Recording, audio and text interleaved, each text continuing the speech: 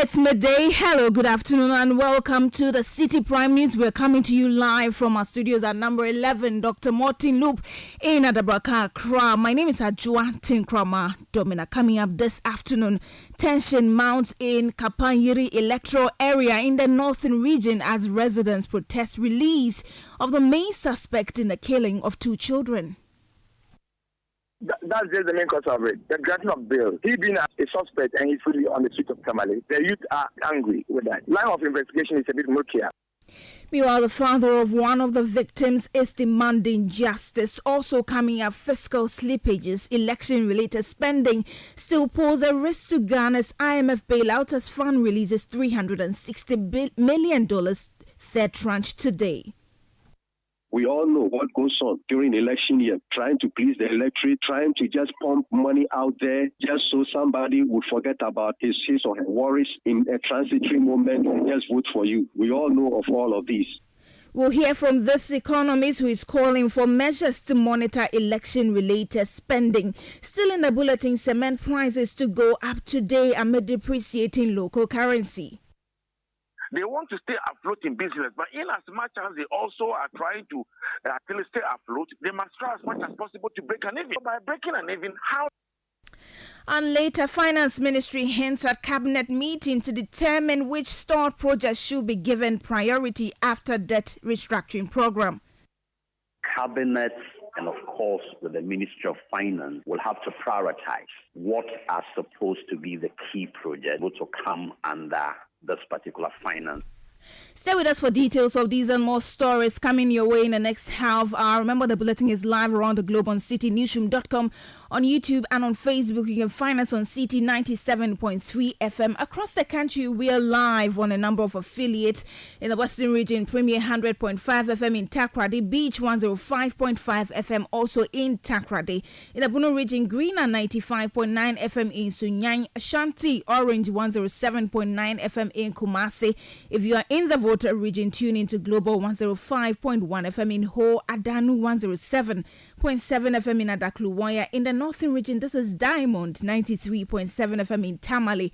In Upper West, Westlink 88.1 FM in Laura. In the Upper East region, Swords 100.1 FM in Boko. And in the Northeast region, Scarp 101.3 FM. Please stay for details. Citi Prime News at 12 midday. Update you on all the running stories and connect you to the newsmakers.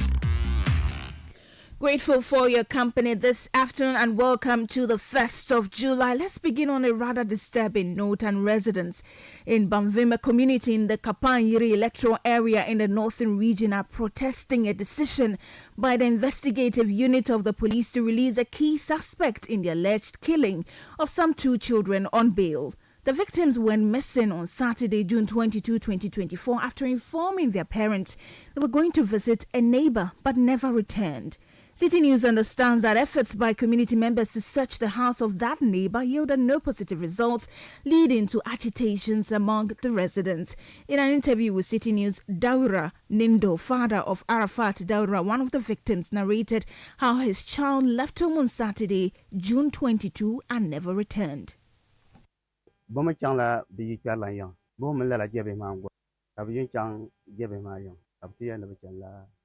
son left home to visit his friend, who is a twin. They both informed us they were going to Alhaji Mada's house, a place they often visit and always return from. However, on that fateful Saturday, they never returned. We went to Alhaji's house to ask for the children, but he denied knowing where they were. We continued searching and even ran announcements on TV and radio, but to no avail. Just this past Saturday, a week exactly, we reported the issue to Gukwena and Gumana, and Alhaji was summoned by the chief, but he again denied knowing where the kids were. The police had to intervene on Saturday when the youth gathered at the chief's palace, demanding that the alleged suspect be handed over to them. Both Alhaji and his family were taken by the police for safety reasons and for interrogation.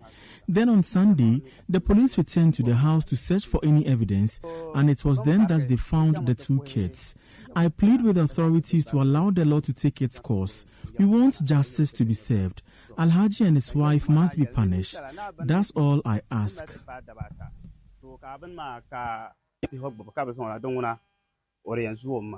You heard Daura Nindo. He's the father of one of the children who have been murdered. Now, Assembly member for the Kapangiri electoral area, Laji Hafiz Andani, also told Citi News that the release of the suspect has resulted in fear, anger, and uneasiness among residents. So the entire investigation started on a wrong footing. So the citizens have lost faith with the investigating unit of the Ghana Police Service. Because District Commander has been fantastic on the ground. Regional Commander was here with me. They both did well. I must commend them for that. On ground, they did very well. But the line of investigation is a bit murky. It's not clear to us. It's rather a complainant who is still under custody of the police. The police still holding in their custody. I lost my nephew, and they're holding me under custody. The key suspect to the case is being set free. He works as a free man. He's enjoying his freedom. The police never informed me during granted on the way. We're not even updated. We only heard him granting interviews on television, TV station. That's just the main cause of it. The granting of bail. He being a suspect and he's freely on the street of Tamale. The youth are angry with that. Line of investigation is a bit murkier. It's not clear. It's not straightforward. That's why I'm engaging the media, so I will make clarity to that. Except to advise us on that. I'm not a legal expert. Experts know what the case is. If a person is doing a case of murder, can just one person use his own discretion to grant a bill? You assist me with that. So the best of our understanding, murder cases are something that the court can only grant bail to. That's the best of my understanding. That's the Assembly member for the Kapangiri electoral area, Alhaji Hafiz Andani. We'll keep updating you on this particular subject, but let's move away from that now. And government, the Bank of Ghana, and the IMF officials are set to have a joint press conference this afternoon on Ghana securing approval for the next tranche of the IMF bailout program. The approval allows for the immediate release of $360 million to Ghana, bringing total disbursements so far to $1.56 billion. The third tranche of the IMF cash is expected to hit the government's account later today. Citi News has learned that processes for the payout to be credited to the Bank of Ghana's account have already commenced. There's more in this report. The disbursement follows the International Monetary Fund's approval of the second review of the country's extended credit facility arrangement. Finance Minister Dr. Mohamed Amin Adam announced the impending disbursement, stating that it marks an important positive development in the country's journey towards macroeconomic stability. This is coming after an earlier approval of the first review in January 2024, and we expect to receive the third tranche of $360 million by Monday, 1st July 2024, which will bring to total disbursement $1.56 billion. Policy advisor at the Ministry of Finance, Dr. Abdul Ganayu, said in an interview on the City Breakfast Show that the funds will be directed toward budget support. Over the 3-year extended credit facility, any tranche that we receive is expected to provide support to the budget. At the end of the day, you've had problems in terms of raising revenue, you've had issues with balance of payments, and of course, you've had issues in terms of your inability to go to the bond market to raise money, inability to pay your debt, so that then makes it very difficult for you to raise additional financing to support your budget. The IMF reliefs would simply come to support your budget so that you are able to keep within whatever revenues you have and also whatever expenditure.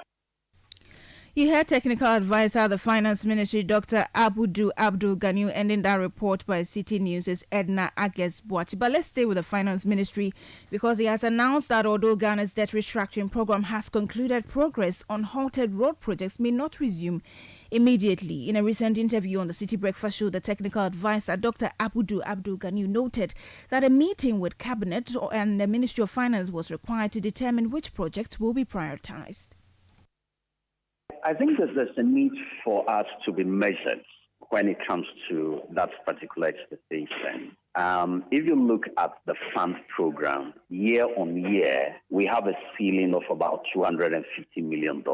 That is after we have successfully restructured these debts in terms of what can be released by the bilaterals to fund projects that have been stalled. We are talking about $250 million. But all of the projects that have been stalled, which require some funding to be executed, even if it's year on year, it would exceed the $250 million. What that means is that Cabinet and, of course, with the Ministry of Finance will have to prioritize what are supposed to be the key projects that should be able to come under this particular financing ceiling.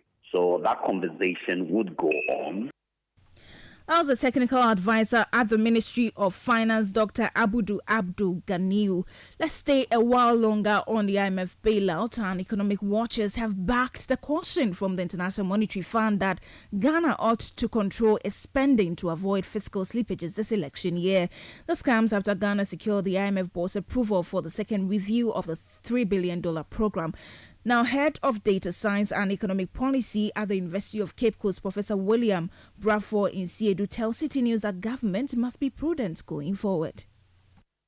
We all know what goes on during election year, trying to please the electorate, trying to just pump money out there just so somebody would forget about his or her worries in a transitory moment and just vote for you. We all know of all of these. So we have to find a way to really impose a check on some of these happenings.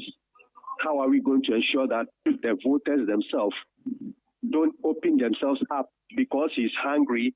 He just opens himself up to anything. Once he can get a few cedis to quench the hunger, then so be it. You heard Professor William Bradford Insiedu. He's head of data science and economic policy at the University of Cape Coast. Let's bring in some more stories this afternoon. A popular pub at Inumrikwa, close to the Abeka market in Accra, has been gutted by fire. The incident, which occurred during the early hours of today, also affected two adjoining beauty parlors. Some eyewitnesses who spoke with Citi News believe an electrical fault triggered the inferno. This morning, as I wake up, where I see some fire outbreak, as soon as I go fetch water to come and wash my business, then go work. As soon as I see and we get up with people to come and support so that we can do it. After we do everything, we couldn't find anything. We report the Ghana National Fire so that they will delay some more. It's pub.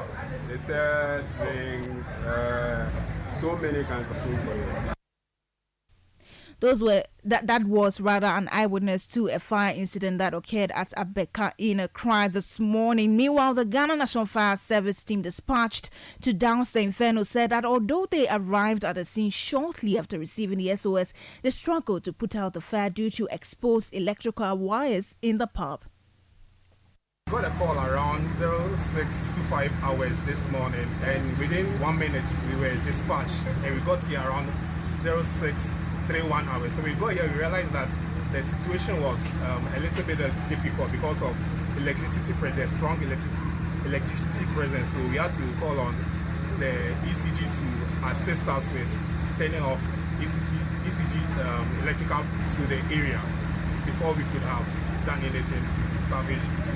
Well, actually, information we got here is it's containing a drinking cup and two metal containers which they use for commercial purposes. Did you get briefing on what really happened or what really triggered the fire? From the information we are gathering, we can't really tell what exactly happened or what caused the fire. Further investigations will have to go on to determine as to what happened.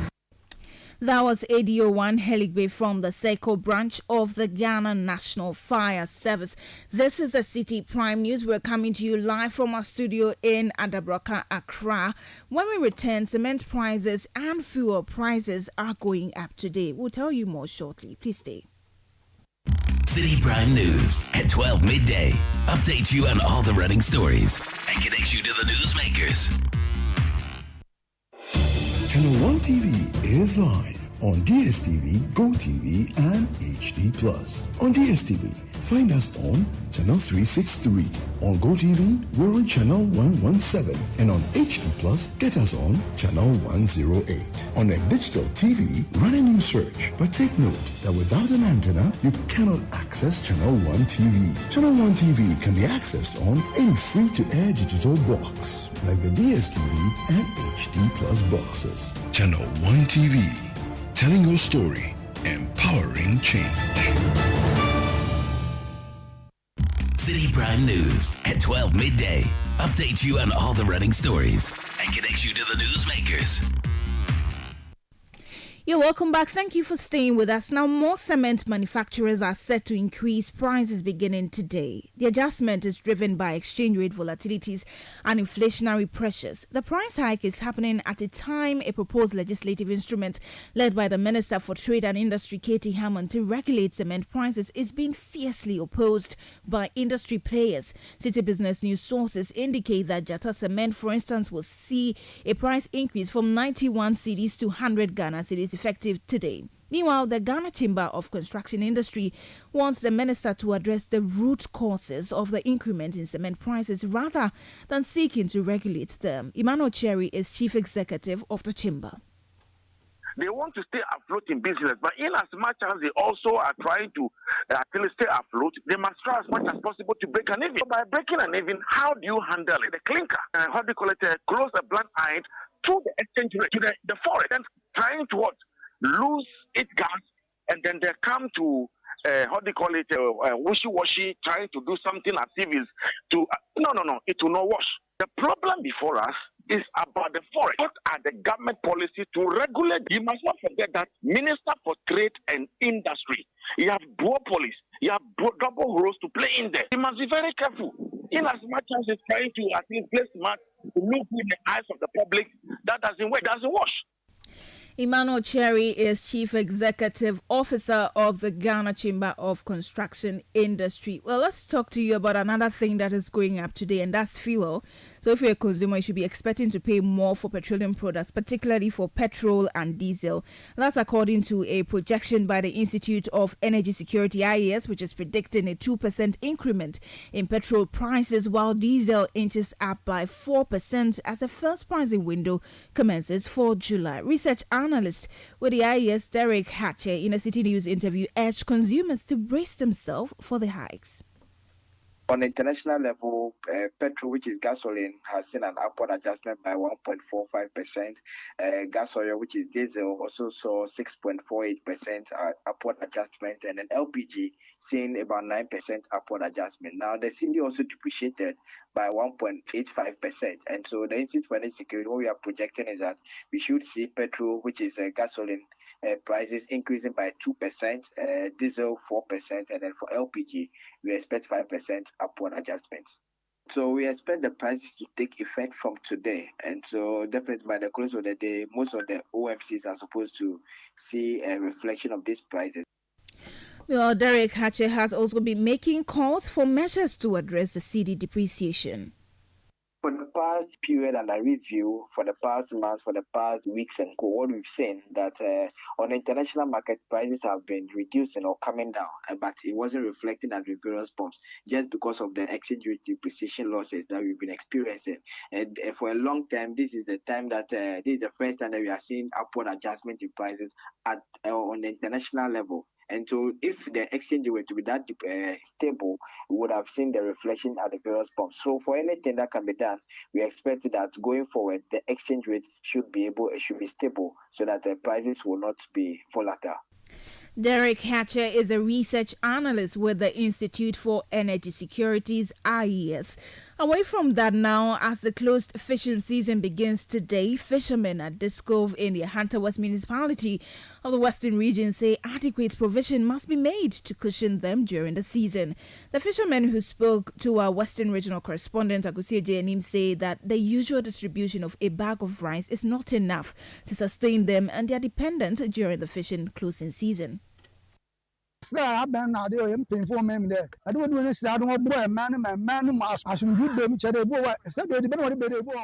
urge the government to ensure we are adequately supported.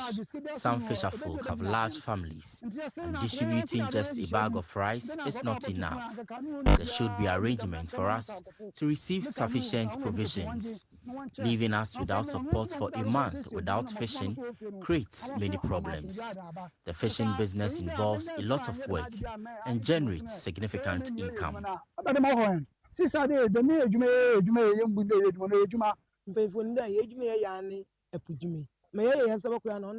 government knows that fishing is our only source of income. They should have made provisions for us since we are not allowed to fish. I can't understand why no arrangements were made. I can't sit idle for the next month with school fees to pay. How will we get food? For 1 month, it depends. This is my for school. What's our completing fee? Your school fees so bad. This is the bank. This is what to put me in case Canada of more sack money. Near bay and then ATM of more pinty fee and able to ATM of more school fees. And nobody. You heard Fisher Folk at Disco speaking to City News about the impact of the closed season on their livelihood. Away from that now, Speaker of Parliament Alban Bagbin has warned that recent events in Kenya must serve as a wake-up call to Ghanaian leaders, especially as the country prepares for the next general elections. He said the situation in Kenya is not too different from Ghana's and urged leaders, including members of Parliament, not to take things for granted in ensuring free, fair and transparent elections.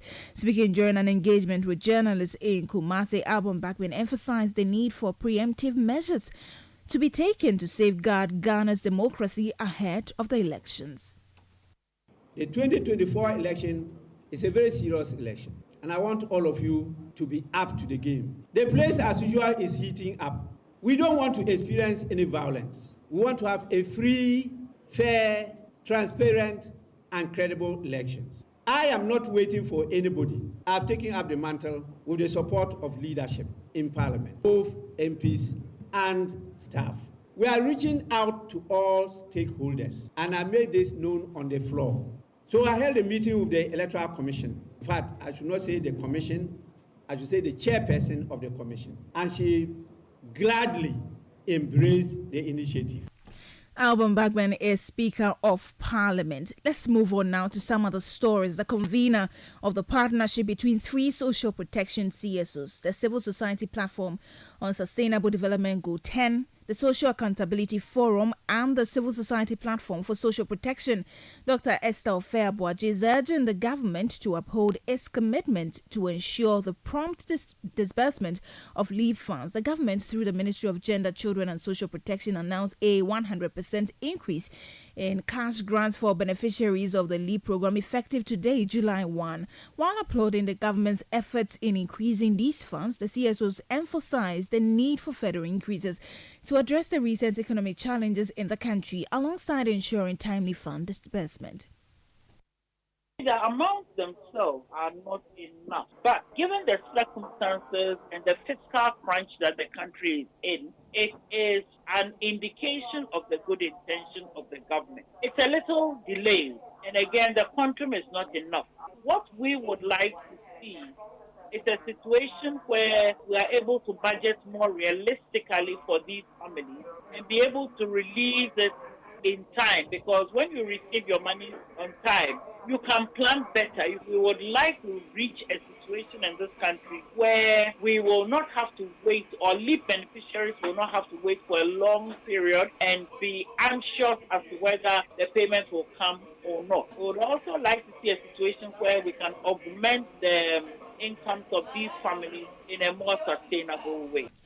Meanwhile, Dr. Esther Ofeabuaji affirmed her outfit's commitment to advocate for the right of leave beneficiaries.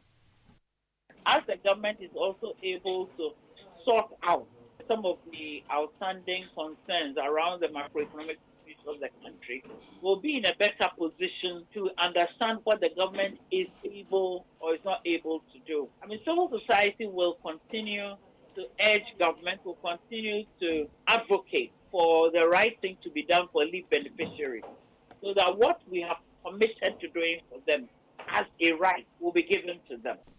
You heard Dr. Esther Ofeabuaji. She is convener of the partnership between the three social protection civil society organizations. Now, as food prices rise, school feeding caterers are faced increasing challenges due to the government's failure to settle 9 months of arrears owed them.